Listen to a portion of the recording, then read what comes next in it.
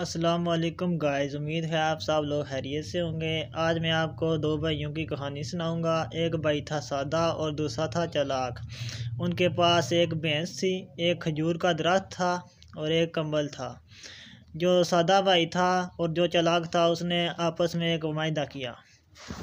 वायदा इस तरह था, जो चालाक था ना उसने बोला दूसरे भाई को कि जो खजूर हमारी है वो ऊपर से मेरी है और नीचे से तुम्हारी, और इसी तरह जो भैंस है वो आगे से तुम्हारी है और पीछे से मेरी, और जो कंबल है वो रात को मैं करूँगा और दिन को तुम कर लेना। और जब इसी तरह जब फल आता खजूर पर तो वो जो चालाक भाई था वो ले लेता, और जो सादा भाई था वो पानी डाल डाल कर मर जाता और उसे कुछ ना मिलता।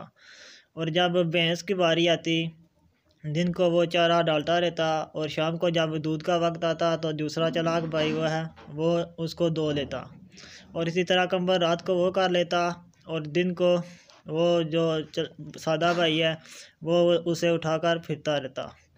और इसी तरह कुछ दिन गुजर गए और ऐसे ही वो जो सादा भाई था वो चलता चलता बाजार गया, और उसको परेशान देखकर उसको एक आदमी मिला और उसने उससे पूछा कि तुम भाई कितनी क्यों परेशान हो, क्या परेशानी है।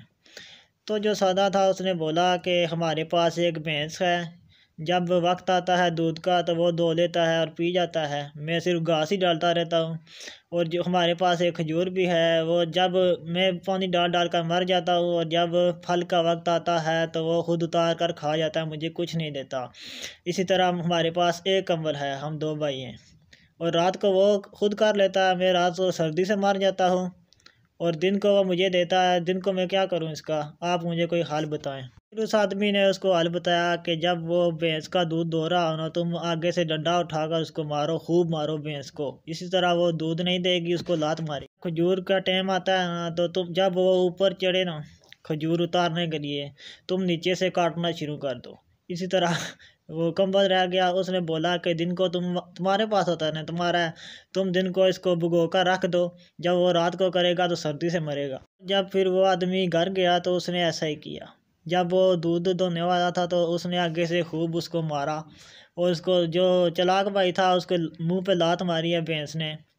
और फिर ऐसे ही जब वो कंबल की बारी आई, जब वो रात को सोने लगा तो उसने बोला मुझे कंबल दो, अब रात को मेरा है, तो उसने उसे दे दिया। जब उसने देखा कि गीला है तो उसने पूछा इससे कि ये गीला क्यों है। उसने बोला कि कंबल मेरा है, मैं दिन को जो मर्ज़ी करूँ, तुम कौन होते हो। तो इसी तरह जब वो खजूर का टाइम आया ना तो वो ऊपर चढ़ने लगा, और जब वो उतारने लगा तो वो नीचे से आरी लेकर उसे काटने लगा। तो जो भाई था दूसरा उसने पूछा कि तुम काट क्यों रहे हो। उसने बोला कि ऊपर से खजूर तुम्हारी है, नीचे से मेरी है, मैं जो मर्ज़ी करूँ। तो इसी तरह उस भाई को पता लग गया कि इसको कोई उस्ताद मिल गया है। तो फिर उसने कहा कि भाई अब हम इकट्ठे रहेंगे, अब मैं कोई भी ऐसी बात नहीं कहूँगा जिससे तुम परेशान हो या मैं परेशान हूँ। वो उसको समझ गया, फिर वो आपस में इसी तरह मिलजुल कर रहने लगे। इस स्टोरी का मोरल यही है कि आप ज़िंदगी में अगर सादे बने रहोगे तो आपको हर टाइम तरफ पड़ी पड़ेंगे।